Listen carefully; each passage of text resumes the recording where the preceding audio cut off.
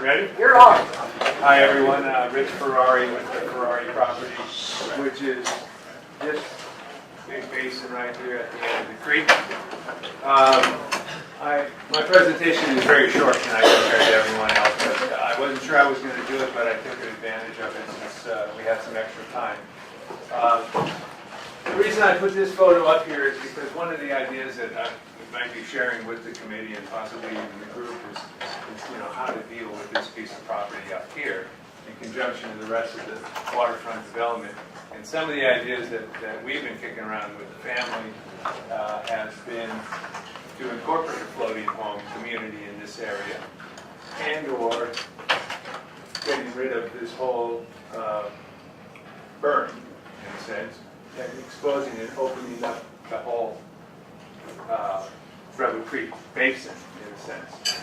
So it would create much more of a broad, open waterfront for the Redwood City area. So I had some issues when I was looking at great waterfronts, and when we look at a lot of the presentations in a lot of the areas around the world, there's some wonderful waterfronts and some spectacular views. But we do have to kind of temper our enthusiasm with the reality of what we're looking at here and how much space we have to deal with. So for me, when I look at how to make my contributions to this task force, I kind of look at some of the different criteria that I thought needed to go into making sure that we make the right decisions for the development. And you can go to the next one, Greg. So, I kind of looked at some important issues that were related to the planning of ideas and identifying, the public spaces insofar as where along this corridor from downtown Redwood City out here to the end of the properties,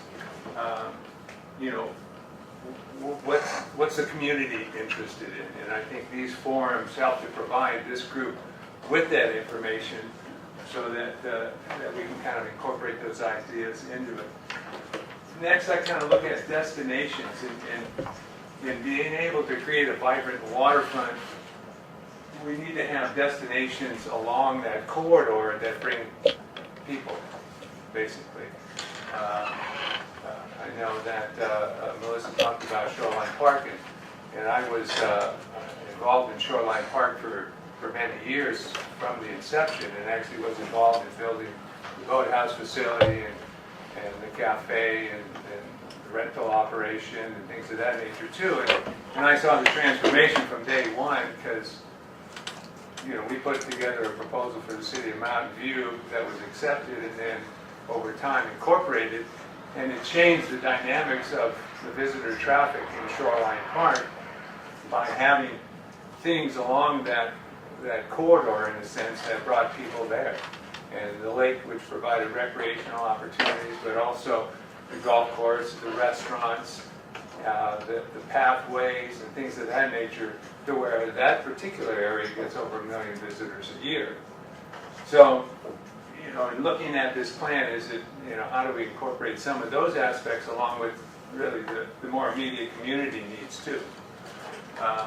And then I mentioned, connect those destinations. If we have a promenade or a waterfront that's easily accessible, that's kind of the highway for the waterfront traffic. And the businesses and the residential units, things of that nature that are along that corridor, hopefully will thrive because it brings business and people to that area. I could build on the existing assets to preserve some of the industrial uses and mixing in new ideas. Maximizing the public access, which I think in terms of is more of the promenade and walkways and paths that we create along the waterfront, which is a public domain. And then, creating a balance between environmental and human needs in order to keep the bay rich and vibrant and the water clean, that sort of thing. And then, the one thing I also tried to think of also was, is this something where we have to start small? and grow over time, because if we put together a plan that's too grand, it may end up taking too much time and too much money and not get off the ground. So try to temper some of those realities in my own personal thinking. So really, I just put together a few slides of some places that I thought might show some characteristics that would be nice to think about with this development. So this was Darling Harbor. When I talk about public access, notice the promenade that goes along the waterfront. And there's a little bridge in the background, and even if that was 101 or something, you've got this thoroughfare where people can migrate back and forth, whether it's downtown. This particular shot has kind of a village-type development and mixed use on the left side, which is kind of interesting, and whether or not it's viable for the downtown area, I'm not sure. Anyways, it just has good public access, and with multiple news destinations, it can help to make the waterfront thrive. Next one, please. And now this is another one up in Lake Union also, which I think Matt was talking about. This is Ward's Cove, and this picture I just took because it kind of reminded me a little bit of that basin at the end of the creek there. And you can see that, a decent promenade along the water's edge for public access. Then it kind of wraps around. And you can't see it all in this picture, you'll see it in the next one, but there's some water access and docks. And then in the background is kind of a floating home community. So we go to the next one. And here's some of the other attributes in this particular area out there. As you make your way around the corner, of course, this is just a little gangway and gate that goes to a set of docks. But notice the building up here too, which is kind of up in the kind of parking area just immediately on the other side of this area, and can house, like a rowing club and a junior sailing program, as well as have, office space above if necessary for use. And then you continue along the water's edge, and you come to floating home community. And then if you look up here, you can see that there's marina building, office building, some housing components, floating home community, and access in the water here. So it kind of combines a lot of those interests into that thought process.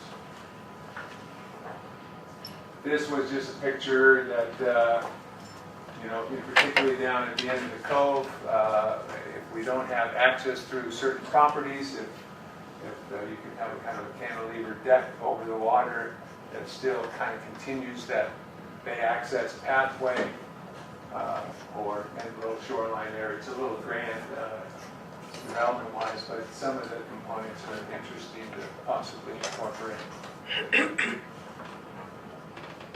Once again, another kind of area that has a nice public access area with whatever kind of use structure in the background. But the main thing that interests me is how we incorporate that public access area in and around the water. This is the Alameda Estuary. I threw this in too because of the floating home community. This is Granville, up on the estuary side of Alameda. And the thing that interested me with this is we have hotel complex, marina, restaurant, floating home community. We have an industrial component in here, and then actually as you continue around, there's another little hotel too. But you've got continuous access walkway around the whole waterfront area too, which makes it nice. And the last picture is there's a handout I have that I didn't incorporate into this. One of the things that we have been looking at really for the last 10 years is designing this floating home community for that 22 acres right across the basin. And in these little handouts, which I guess we'll put up on the website at a later date, there's various concepts, if you will, for design densities. Some that end up incorporating kind of walkways, others that have fewer home designs, star clusters where more of the homes are out in the water as opposed to along the water's edge. So I thought I'd just provide those to the task members, just to kind of see what we've been looking at over the years from a floating home perspective. And that's it. Great. When he came in this evening, he didn't have this, and I don't know how you came up with a PowerPoint out of thin air, which was really great. And I think every member of the task force did get this material that Ferrari's had put together. It's something that we'll probably look at as we're looking at options. We'll put this up on the website as well. Yes? That levee berm that's there, do you know why it was originally put there? Or is it natural? I think it was put there originally as a holding basin for a bittern pond during Cargill saltwater. So to take it down would not be in violation of anything? Well, that's the tricky part. Yeah, exactly. There may be some environmentally sensitive things associated with that. From our standpoint, we'd be just as happy to take that levee out and, mitigate, be able to put it, on the other side of the pond where you could end up putting more parking, maybe a community center or something of that nature in conjunction with everything that goes on in the water, if anything.